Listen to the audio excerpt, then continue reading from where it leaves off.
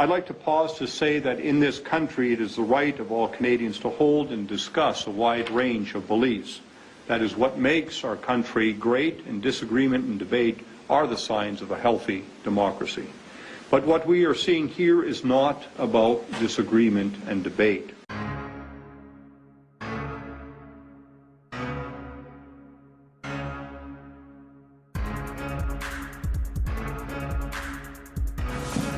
To Canadians and to markets about its commitment to cutting the deficit. At the same time, during a time of declining crime rates, you want to blow $9 billion on prisons. If that's not a confusing signal, what is? Well, why do you expect to be taken seriously as a deficit fighter if you're prepared to do that despite the absence of any need? We're very concerned, Terry, about the increase in the amount of unreported crimes that surveys clearly show are happening. People simply aren't reporting the same way they used to. These are the high-profile arrests, major crime families charged with fraud and drug running on a massive scale. But feeding the big crime organizations, thousands of lesser crooks involved in prostitution, gambling, and moving even small amounts of drugs. Those crimes are treated as less serious, until today. Organized crime. Today, the Justice Minister elevated many of those minor crimes to serious crimes.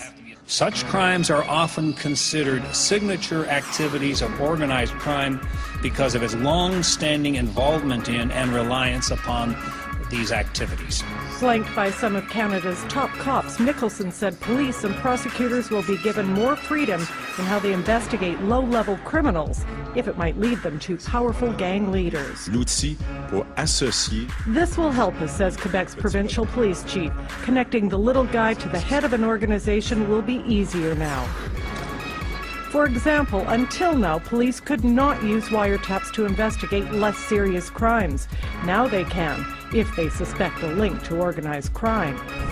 In terms of how you counter that, a number of clauses were brought in 2001. They were sunsetted in 2007. Your last government tried to bring those back, preventive arrest, and the other one. Will you try to bring those back in the new government? That is our plan. We think those measures are necessary. We think they've been useful.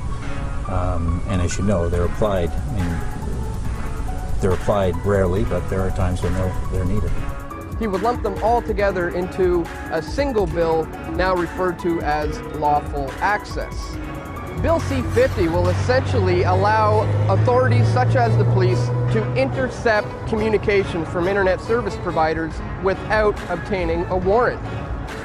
Specifically, Bill C-52 under Section 16(1) will force the service providers to disclose information to the authorities. Some of you may remember back in 2007 when this bill was first introduced, that Stockwell Day told us all that this would not lead to warrantless searches.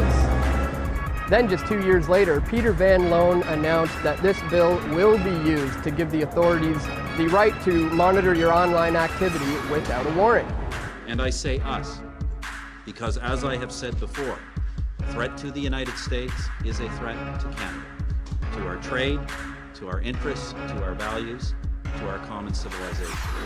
The declaration President Obama and I are issuing today commits our governments to find new ways to exclude terrorists and criminals who pose a threat to our peoples. It also commits us to finding ways to eliminate regulatory barriers to cross-border trade and travel, because simpler rules lead to lower costs for business and consumers, and ultimately to more jobs. Shared information, joint planning, compatible procedures, and inspection technology will all be key tools.